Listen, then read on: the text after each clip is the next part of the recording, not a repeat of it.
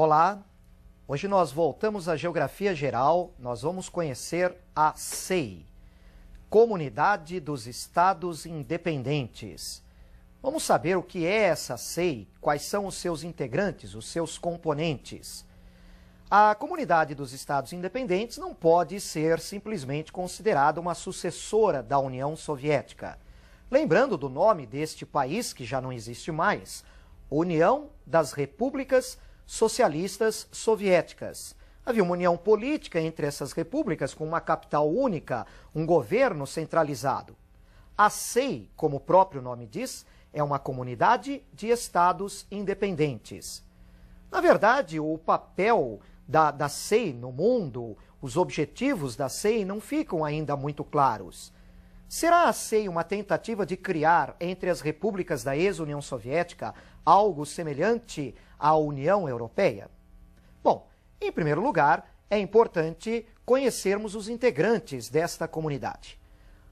Acompanhe comigo o mapa que vai mostrar os integrantes da CEI.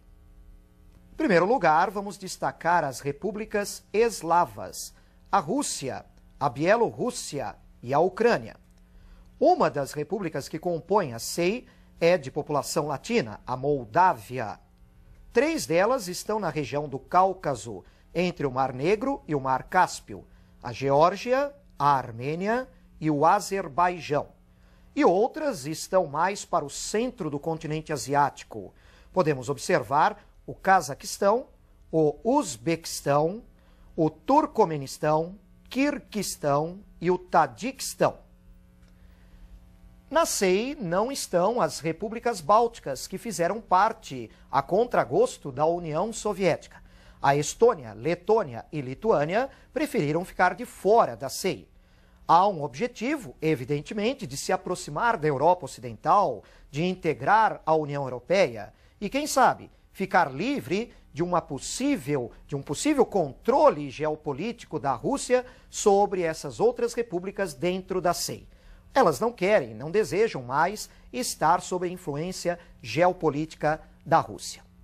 Vamos conhecer um pouco do quadro físico da Comunidade dos Estados Independentes? Acompanhe o mapa na tela. Nesse mapa do quadro físico da CEI, vamos observar primeiro o relevo e a sua rede hidrográfica.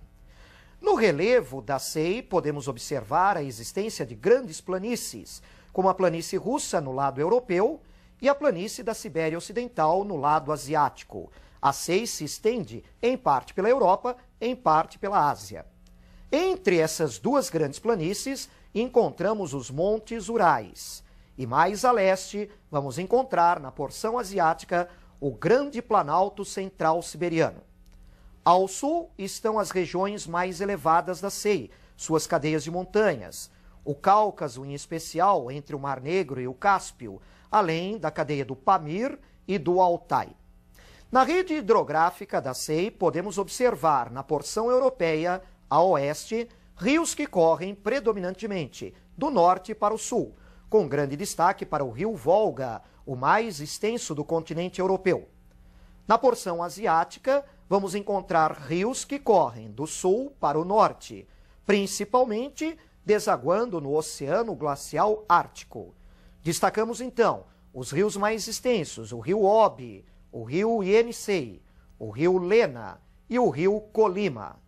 E, mais ao sul, convergindo para o Mar de Aral, os rios Sirdária e Amudária. Esses 2 rios têm tido suas águas desviadas para projetos de irrigação agrícola em áreas desérticas e semiáridas no sul da Comunidade dos Estados Independentes. Isso já há várias décadas. Isso acabou implicando num dos maiores desastres ambientais já na antiga União Soviética no século XX. O Mar de Aral está secando. A sua área ao redor está se tornando um grande deserto e contaminada ainda por produtos químicos utilizados nas áreas agrícolas, especialmente do algodão. Vamos continuar conhecendo um pouco mais do quadro físico da CEI através de um outro mapa. Acompanhem comigo. Agora nós vamos conferir os climas e as vegetações da CEI. Do norte para o sul, vamos encontrar o clima polar com a tundra. uma grande área de clima temperado frio, onde se destaca uma floresta boreal de coníferas chamada taiga. Abaixo encontramos o clima temperado continental, com vegetações rasteiras de pradarias e estepes.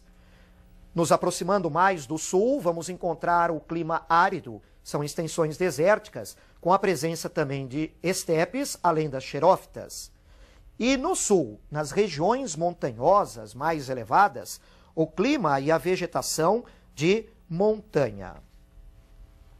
Essa grande floresta chamada taiga é a maior do mundo. Ela cobre uma extensão de 10 milhões de quilômetros quadrados, o que significa que ela não cabe dentro do Brasil. Ela é maior que o Brasil inteiro. E como é a população da SEI? Numericamente, é uma população de grande número de habitantes, concentrados principalmente no lado europeu, onde estão os climas menos rigorosos e as principais atividades econômicas. É uma população de maioria adulta, de maioria de mulheres, que participam ativamente do mercado de trabalho. Vamos conferir um pouco mais sobre a população da SEI na nossa próxima tela. Observem comigo. Vamos comparar através dessa tabela algumas das repúblicas que formam a Comunidade dos Estados Independentes. Você vai observar no analfabetismo, na expectativa de vida e na mortalidade infantil, valores que se diferenciam muito. Vejam, por exemplo, o Cazaquistão, o Tadiquistão e o Turcomenistão, que apresentam uma mortalidade infantil muito superior às outras repúblicas apresentadas. Vale destacar e conferir a Federação Russa, que é a maior e mais importante componente da SEI. Um analfabetismo de 6%, um analfabetismo baixo, uma expectativa de vida entre 60 anos para os homens, 72 anos e meio para as mulheres e uma mortalidade infantil de 16,8 por mil. O padrão de vida da Comunidade dos Estados Independentes sofreu uma queda nos últimos 10 a 15 anos, em virtude de uma crise econômica que já se verificava na antiga União Soviética e em virtude das dificuldades de voltar à economia de mercado, à economia capitalista, após o fim da União Soviética. Como é a economia da SEI, da Comunidade dos Estados Independentes? Um dos itens de maior destaque é a abundância de recursos naturais, especialmente na Federação Russa, que tem uma extensão territorial muito grande. Vamos observar comigo a próxima tela sobre a economia da SEI? Nós podemos perceber, neste quadro especial para a Federação Russa, o grande destaque da pesca. 4 milhões e 700 mil toneladas de produção anual, uma das maiores do mundo. Muita madeira, lembre-se da taiga, 67 milhões de metros cúbicos de produção anual.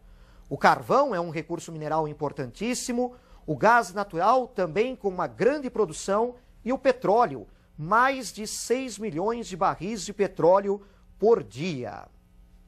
A Federação Russa é uma das maiores produtoras mundiais de petróleo, importante porque também é exportadora, importante para o mercado mundial deste recurso.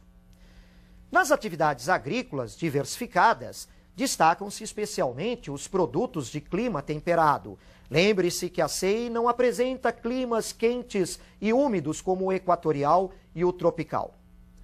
Vamos voltar à tela para você conhecer um pouco mais desse país? A Federação Russa apresenta, na distribuição do seu produto interno bruto por setores de atividades econômicas, 7% do PIB representando o setor primário. 38% do PIB é proveniente das atividades do setor secundário, da indústria. E a maior participação é do terciário, 55%. Evidente que esse setor terciário está um pouco inchado também pelo subemprego que passou a ocorrer na Federação Russa. Quanto ao setor industrial, podemos perceber especialmente um destaque para a indústria pesada, a indústria de base, localizada perto das fontes de matérias-primas e energia, e a indústria de bens de consumo de menor desenvolvimento na porção europeia. Vamos voltar à nossa tela. Nós temos aí uma pergunta importante sobre a antiga União Soviética e a SEI. Observem comigo. Quais foram os motivos que conduziram a ex-União Soviética à crise nos anos 80? Muito bem, a ex-União Soviética realmente enfrentou muitos problemas para chegar a uma crise que se agravou nos anos 80.